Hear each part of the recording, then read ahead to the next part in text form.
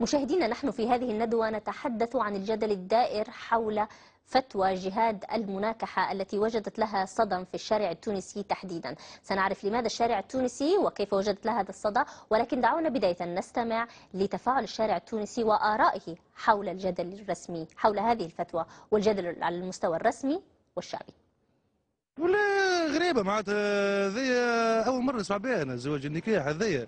البنات الشابات اللي قاعدين يمشيوا لسوريا راهم اعمارهم صغيره تتراوح بين 13 و20 سنه، عملوا لهم مغناطيسم دو سيرفو، مغناطيس مخ، هما يحلوا ويحرموا وحدهم ويخلقوا في دين بطريقتهم هما. يوصل عنا تونسي يطلق مرته ويعطيها للمجاهدين غادي، شنو هي الكارثه هذه؟ اليوم انا نسال الشيوخ اليوم اللي يخرجوا علينا في الفضائيات واللي يشرعوا ويفتوا لجهاد النكاح ولا غير جهاد النكاح، علاش ابناء المفقرين والمهمشين هم اللي يكونوا ضحيه؟ عندك واخد انت تو انت القنابل هابطه وقنابل عنقوديه وسلاح كيميائي وانت نهار كل مفزوع، ليه بالطفله ولا ليه تضرب على روحك؟ انا نصيحه بناتنا ما يمشيوش لغاديكا، يلزم الدوله تقفلهم ما تخرجهم، الدوله مسؤوله، اول واحده من الدوله مسؤوله.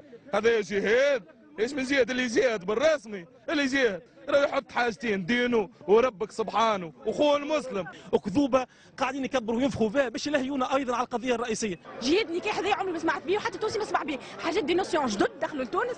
يا خويا باش تجاهد امشي انت، ما خربت ولاد الناس، بناتنا متدينه مش متدينه، متنقبه مش متنقبه، ما همش للنكاح.